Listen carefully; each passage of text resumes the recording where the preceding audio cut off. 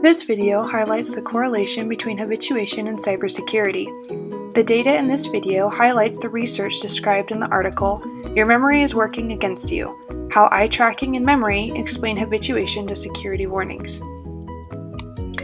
Every time you open an unknown attachment to an email, open downloads, or open any questionable file from the internet, your computer sends you a warning and a request for your permission to open or access that file.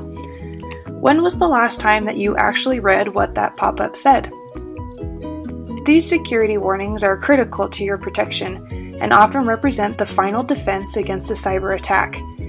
Research shows, however, that these security warnings are disappointingly ineffective, not because they are poorly worded or that they are unclear to the end user, but because of habituation.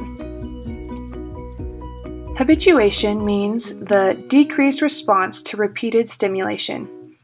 Once you see the same thing over and over again, it becomes less memorable. For example, when you see the Eiffel Tower for the first time, you might just stand there and stare at it, taking in all the details of the tower and even the city surrounding it. Now imagine that you drive by the Eiffel Tower every morning on your way to work. When you glance out the car window, do you think you would have the same feelings of awe and the attention to detail as you admire the building?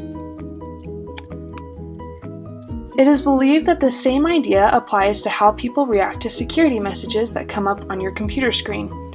We see warnings so often, and most of them are actually malicious files, and so we begin to ignore them to the point that we may not see them at all. For example, a study examining security warnings found that 42% of participants were not aware of having interacted with any security permission dialogues before installing an Android app on their devices. In order to prove whether or not this idea of habituation actually applies to computer users and their security warnings, two questions were considered. The first question being, how does habituation affect perceptions of security warnings?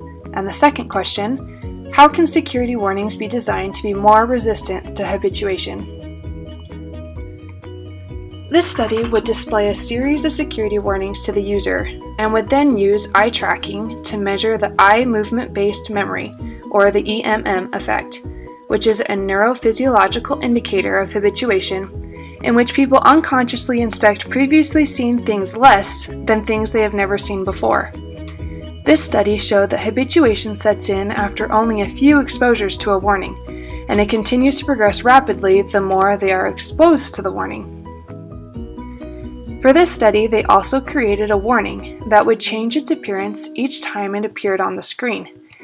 This was done to test if it would prolong users' attention and reduce habituation. This study ultimately showed that the changing warning is substantially more resistant to habituation than the normal security warnings. And so, it was proven that this changing warning could definitely be the answer to helping computer users avoid falling victim to unread and ignored security warnings.